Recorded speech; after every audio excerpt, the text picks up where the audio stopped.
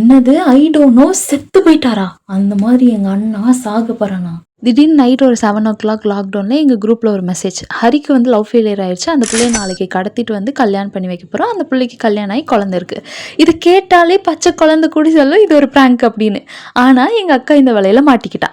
இந்த மெசேஜை கேட்டுட்டு எங்கள் அக்கா வந்து ஐயோ இதெல்லாம் ரொம்ப தப்பு, இந்த மாதிரியெல்லாம் வந்து ஒரு பிள்ளையோட வாழ்க்கையை கெடுக்கக்கூடாது அப்படின்னு சொல்லி குரூப்லேயே கதறிட்டு இருந்தா. இது அப்படியே டெவலப் ஆகி காலுக்கு போயிடுச்சு. காலுக்கு போனோடனே எங்கள் அண்ணா வந்து சூசைட் பண்ணிக்க போகிறான்றது இன்னொரு ரூமர் கிளப்பி விட்டோன்னு அதையும் நம்பிட்டு ஐயோ என் தம்பியை காப்பாத்துங்க அப்படின்னு சொல்லிட்டு இருக்கா. பக்கத்தில் தானே இருக்கேன், அவனை போய் தடுத்து நிறுத்து அப்படின்லாம் சொல்லிட்டு இருக்கா. இது பார்த்தாலே பிராங்க்னு தெரியுதா. நான் கால் பண்ணி சேச்சி இது பிராங்க் அப்படின்னு சொன்னா அவன் நம்பவே இல்லை. நீ ஒரு சின்ன பிள்ளை, உனக்கு என்ன தெரியும், நீ பேசாம போ அப்படின்னு சொல்லிட்டா. சரி எனக்கு என்ன வந்தது, நானும் சேர்ந்து ஆமா அண்ணா சாக போறாங்க காப்பாத்துங்க அப்படின்னு சொல்ல ஆரம்பிச்சிட்டேன். திடீர்னு நீங்க ஏட்டா கிட்ட வந்து ஒரு கால், சாமி எங்க இருக்கீங்க, நான் ஹரியை காப்பாத்திருக்க வந்துட்டு இருக்கேன்.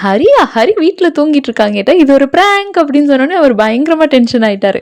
இந்த மாதிரி ஃபேமிலியாக சேர்ந்து யாரையாவது ப்ராங்க் பண்ணியிருந்தீங்க அப்படின்னா கமெண்ட்டில் சொல்லிட்டு ஃபாலோ பண்ணிக்கோங்க. இந்த கிறிஸ்மஸ் 199 காம்போ ஆஃபரை பை பண்ணுறதுக்கு டிஎம் பண்ணுங்க. பாய்.